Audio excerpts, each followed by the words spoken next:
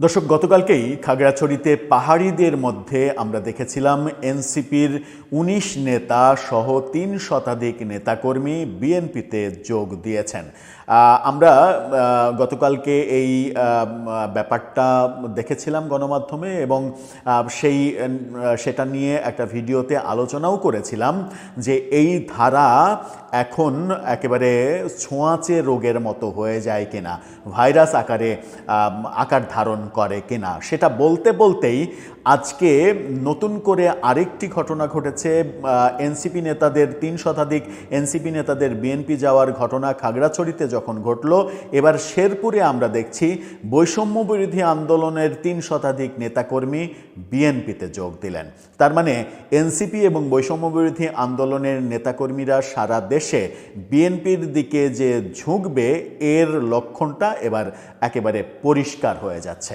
কি ঘটল শেরপুরে? কেন বৈষম্য বিরোধী আন্দোলন যখন সারা দেশে বেশ উত্তপ্ত, তারা বিভিন্ন আলটিমেটাম দিচ্ছে, এরই মাঝে তারা দুটো সফল কাজও করেছে। হবিগঞ্জের সমন্বয়ককে মুক্ত করতে পেরেছে। ঢাকায় সুরভি সমন্বয়ক, যিনি চাঁদাবাজির অভিযোগে গ্রেপ্তার হয়েছিলেন, তাকে নাটকীয়ভাবে দুপুরে রিমান্ড, বিকেলে জামিন, সন্ধ্যায় মুক্তি। খুবই দ্রুত গতকালকে এই ঘটনা ঘটতে দেখেছি। তখন তাদের নেতা কর্মীরা কেন বিএনপিতে যোগ দিচ্ছে? তাহলে কি নতুন বাংলাদেশ কিংবা নতুন রাজনীতি করার যে স্বপ্ন, সেই স্বপ্ন কি ফিকে হয়ে যাচ্ছে? চলুন, কি ঘটল শেরপুরে একটু জেনে দেখে এই ভিডিওতে। থাকবেন পলিটিক্স টিভির নিয়মিত আয়োজনে।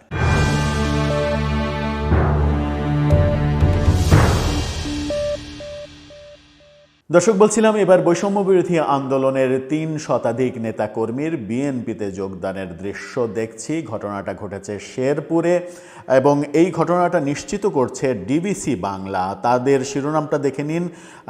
অনেকের গলায় মালা, নেতাদের গলায় মালা, কর্মীরা পেছনে রয়েছে। সেখানে বলা হচ্ছে শেরপুরে বৈষম্য বিরোধী ছাত্র আন্দোলনের প্রধান সমন্বয়ক সহ ৩০০ নেতাকর্মীর বিএনপিতে যোগদান।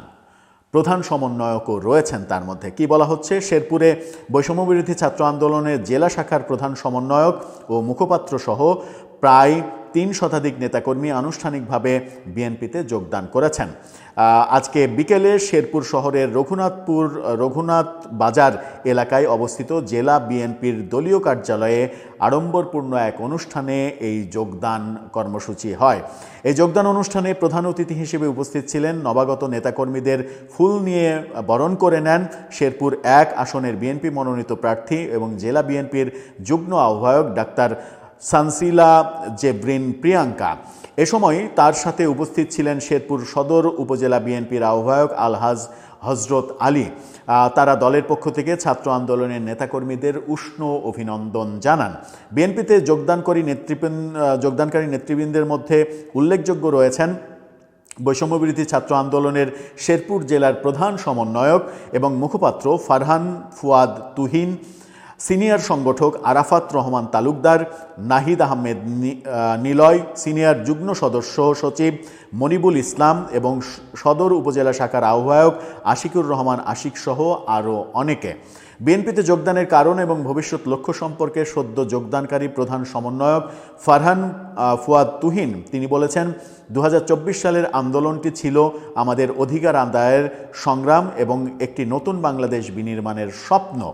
বৈষম্যবিরোধী ছাত্র আন্দোলনের সময় আমরা সেই স্বপ্ন বাস্তবায়নে সাধ্যমতো চেষ্টা করেছি, কিন্তু পুরোপুরি সফল হতে পারিনি। সেই ব্যর্থতা থেকে এখানে আসা। বর্তমান পরিস্থিতিতে আমরা মনে করছি আমাদের দেখা সেই নতুন বাংলাদেশ গড়ার স্বপ্ন একমাত্র বিএনপির ভারপ্রাপ্ত চেয়ারম্যান তারেক রহমানই বাস্তবায়ন করতে পারবেন। কি সুন্দর কথা! সেই বিশ্বাস থেকেই আজ শেরপুর জেলার প্রায় ৩ শতাধিক নেতাকর্মী আমরা বিএনপিতে যোগদান করলাম।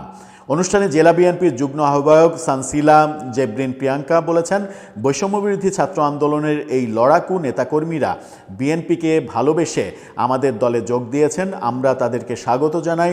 ইনশাল্লাহ আমরা সবাই কাঁধে কাঁধ মিলিয়ে শেরপুর জেলার সার্বিক উন্নয়নে কাজ করব। তার মানে সিরিয়ালটা শুরু হয়েছে। গতকালকে খাগড়াছড়িতে ৩ শতাধিক এনসিপি নেতাকর্মী যোগ দিয়েছে, যার মধ্যে ১৯ জন নেতা ছিলেন।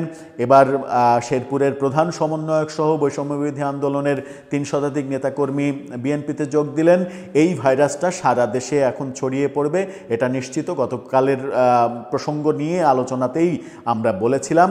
এখন প্রশ্ন হচ্ছে, নতুন একটা প্রশ্ন উত্থাপন করেই শেষ করি।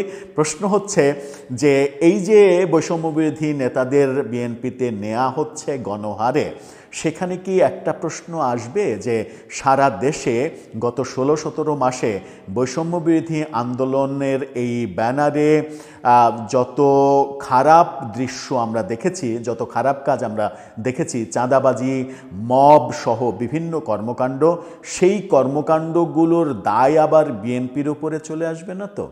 যদি বিএনপির উপরে সেই কর্মকাণ্ডগুলোর দায় চলে আসে, তাহলে বিএনপি সেগুলোকে পাশ কাটাবে কীভাবে? সেটা বোধহয় কোটি টাকার প্রশ্ন হয়ে সামনে চলে আসবে। দর্শক, আপনার মন্তব্য জানিয়ে এ ব্যাপারে লিখতে পারেন আমাদের কমেন্ট বক্সে।